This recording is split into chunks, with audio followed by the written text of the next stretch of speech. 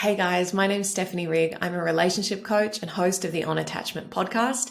And in this video, I'm going to be sharing 10 tips to heal your anxious attachment patterns in your relationship. So this is something that I work with a lot of people on. It's very much at the heart of my work, and it's also my own personal journey that I've been on.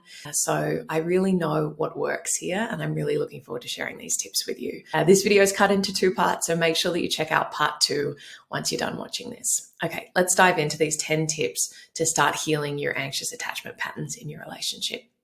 The first one that I want to give you is get your mindset right. I can't tell you how many people come to me and say, I've got to do something. I've got to stop being so anxious. I've got to fix myself. I'm scared I'm going to lose my partner. I've really got to stop being so crazy and paranoid and all of those things, right? And I totally get it. I understand the frustration. I understand the overwhelm.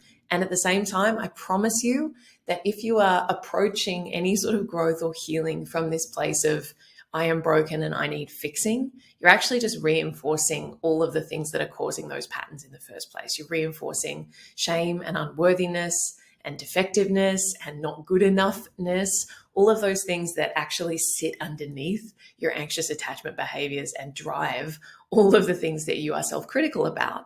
So the irony here is we actually need to pivot to a mindset of self-compassion, of seeking to understand ourselves from a place of non-judgment, and really stepping into this space of how can I gift myself a healthier way of being? How can I learn from this place of wanting to develop security so that I can feel safe in my body and safe in my relationships, rather than from a place of self-judgment and self-criticism and shame and feeling like we are broken and we need to fix ourselves. So the first step, definitely get your mindset right and make sure that you are working with the right soil, the fertile soil that's really going to lead to growth. Okay, the second tip is learn about your nervous system and how to self-soothe.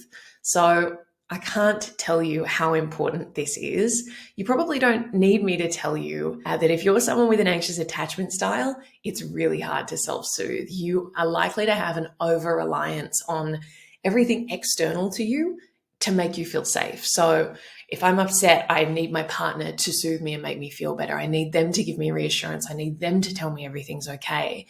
I don't have great capacity to actually give myself that reassurance, to calm my own body down and to bring myself back into this very embodied sense of safety. And that is challenging because it leads us to a very vulnerable place where we are needing someone to make us feel safe. And while it's totally normal and natural to desire connection and to want closeness and support, when we're coming at that from this clinging, gripping, clutching place of survival, this sense of I will die if you don't make me feel better, it's really, really hard to build a balanced relationship from that place because we're just so disempowered because we feel really desperate.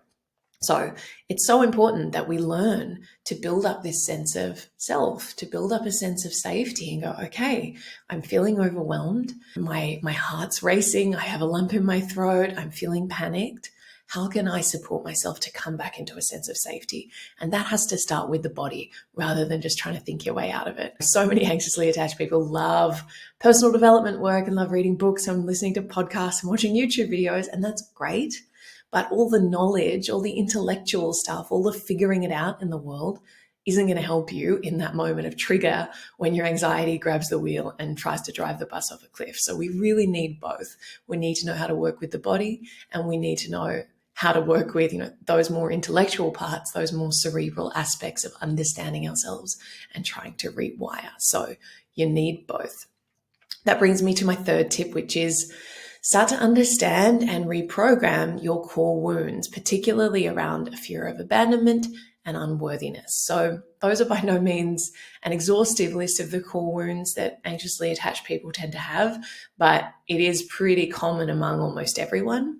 So unworthiness, I think, can be best summarized as I am not good enough or smart enough, pretty enough, thin enough, attractive enough, successful enough, funny enough, confident enough. I'm just not enough in order for someone to love me, want me, choose me, stay with me. And so what do we do in response to that?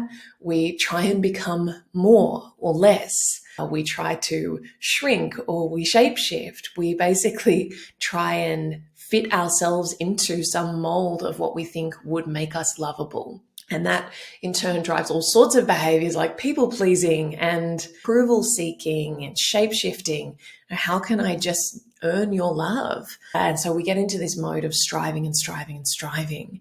And almost always we lose ourselves in the process, understandably. So understanding where that core wound comes from in you. When did I learn that I have to work really hard in order to be lovable? That is a really big piece in getting to the root of some of your anxious attachment patterns. The other key core wound that a lot of people have is the fear of abandonment. I have a couple of other videos specifically on this, but in short, most anxiously attached people have this really deep, visceral fear of being abandoned, of disconnection. And it links back to what I was just saying about not knowing how to create safety for ourselves. We tell ourselves that I will not be okay if you aren't there to make me okay. And so, of course, if being connected to you feels like life or death, then I'm going to be terrified at the prospect of you leaving, terrified at the idea of you not being there when I need you. And so I keep you really close. And that's where so many of these behaviors around control and clinging and just trying to close the gap, right? How do I come back into connection with you and keep you closer so that I don't have to face that fear or the risk of losing you? And that fear of abandonment, you can go and watch that other video, drives a lot of behaviors in our relationship that can, again, contribute to this overall imbalance and disempowerment that makes it really hard to experience relationships in a secure way. Okay, so the next tip that I want to give you is work on building your sense of self-worth, self-respect, and self-trust. So that's easier said than done, of course. But as I've alluded to, the piece that's underdeveloped for anxiously attached folks is the self.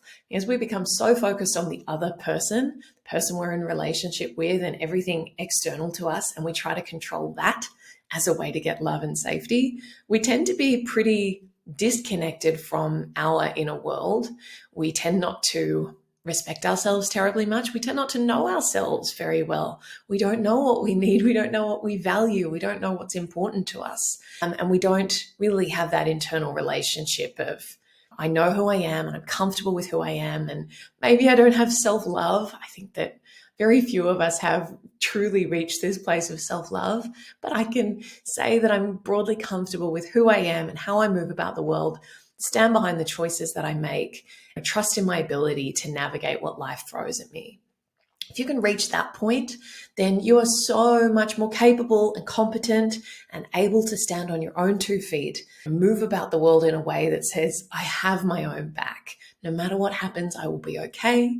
That's not to say that I don't need anyone, and it's not to say that we want bad things to happen, but we're not so fragile that we're terrified of anything bad ever happening because we don't think we'd be able to manage it. So building your self-worth, your self-respect, and your self-trust allows you to really step into that space of, I've got this, I've got my own back, and I will be okay. And from there, so many other things become possible. You become much more confident in making decisions, in advocating for yourself, just in moving through the world in a more secure way. Okay, the 5th tip is diversify your energy across all the areas of your life.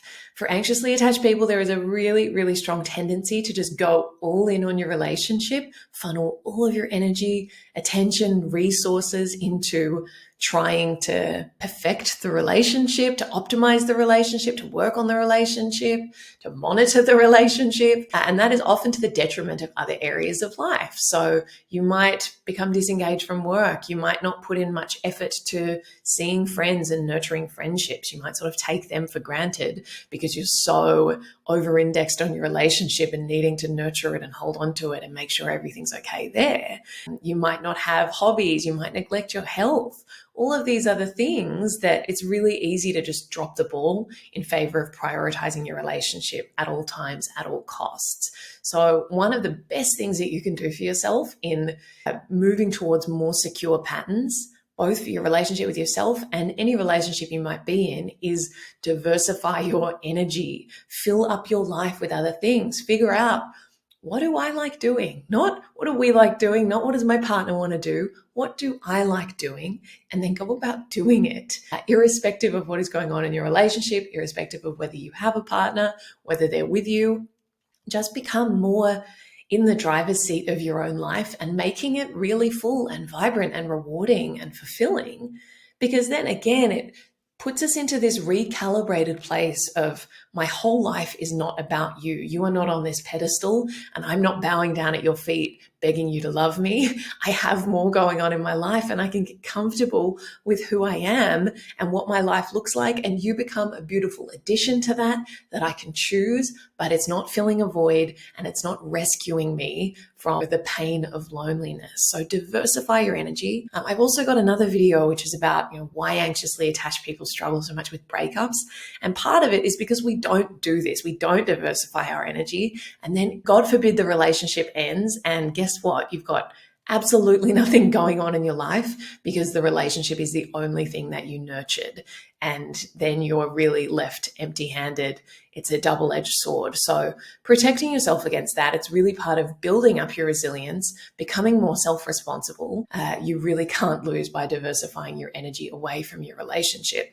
And to anyone who's feeling resistance at that idea and thinking, I have to be available to my partner 100% of the time in case they want to spend time with me or they need me or whatever, I promise you that if your relationship is only being held together by the thread of your constant availability and being ready to drop everything to do something for your partner or to be with your partner, that's not a very secure foundation. So trust that your relationship can handle it, that you can handle it, and I promise you will reap the rewards.